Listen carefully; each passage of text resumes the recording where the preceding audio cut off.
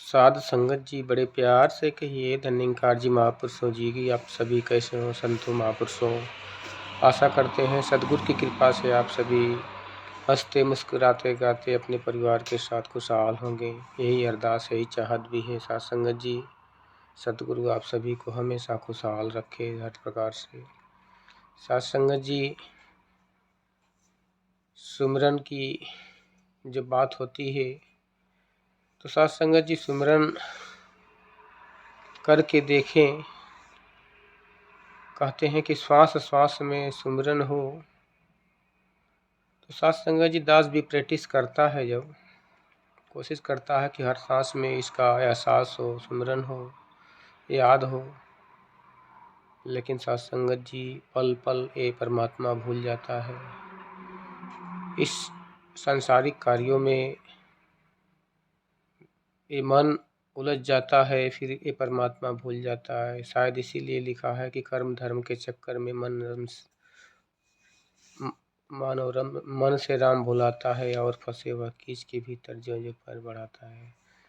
साध संगत जी लेकिन दास प्रैक्टिस बार बार करता है। जब भी ध्यान आता है इस सिमरन की घड़ी हमेशा लड़ियाँ चलती रहें।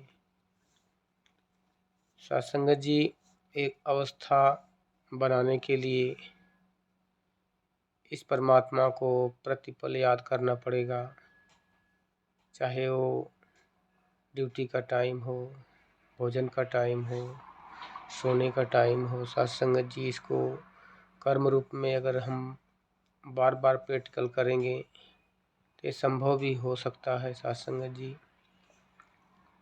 लेकिन साध संगत जी सुमिरन की दो अवस्थाएं होती हैं, क्योंकि साध संगत जी एक सुमिरन होता है जो हम आए दिन करते रहते हैं।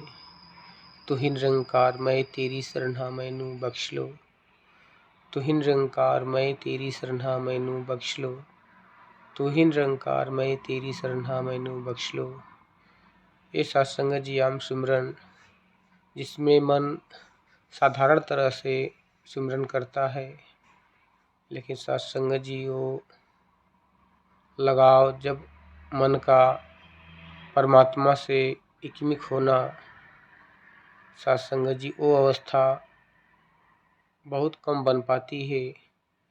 वो अवस्था तभी बनती है जब कुछ जीवन में घटित होता है, जीवन में कुछ बदलाव होते हैं, जीवन में परेशानियाँ आती हैं साध संगत जी। तो उस समय हमारा ध्यान एकाग्र हो जाता है और परमात्मा से नींव जुड़ जाती है साध संगत जी। इसके उदाहरण में शास्त्रों में भी वर्णन आता है कि जब हाथी पानी पीने के लिए सरोवर में जाता है तो हाथी को बल असीम है,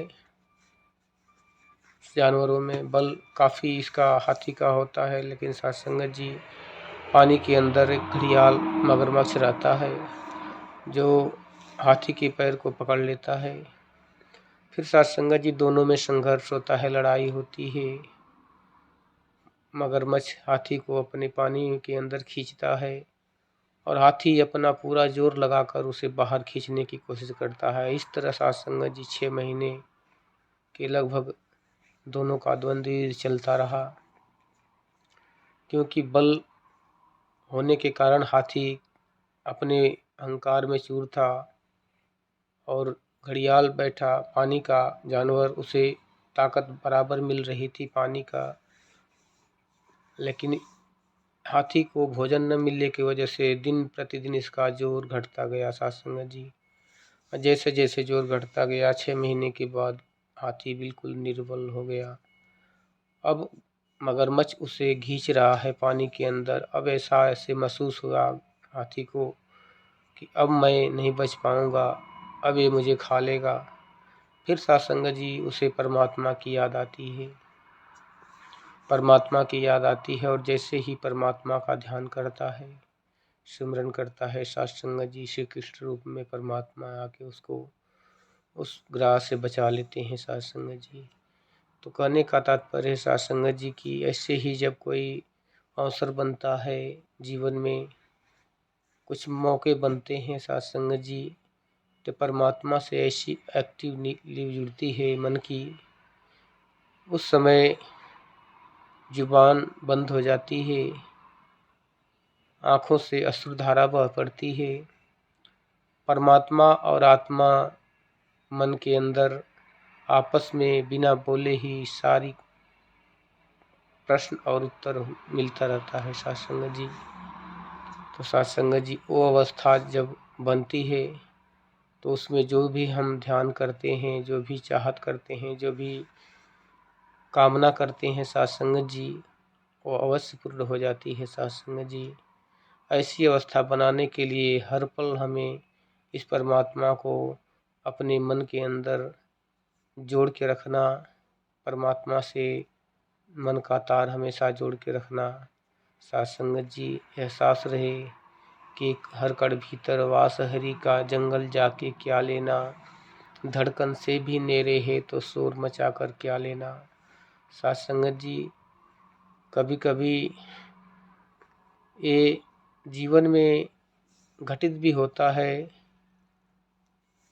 कभी जब वो माता जी का चेचक का जब निकलना होता है साथ संगत जी बचपन में, तो माताएं इस देवी शक्ति को मन ही मन मनाती थी।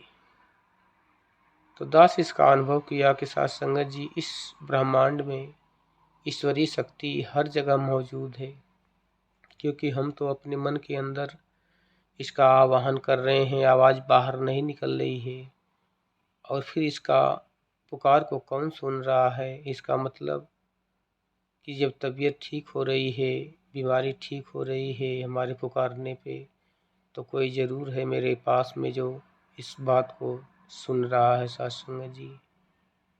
इससे एहसास होता है कि परमात्मा कण कण में निराकार रूप में विराजमान है, लेकिन हम इसे नाम कुछ भी दे देते हैं।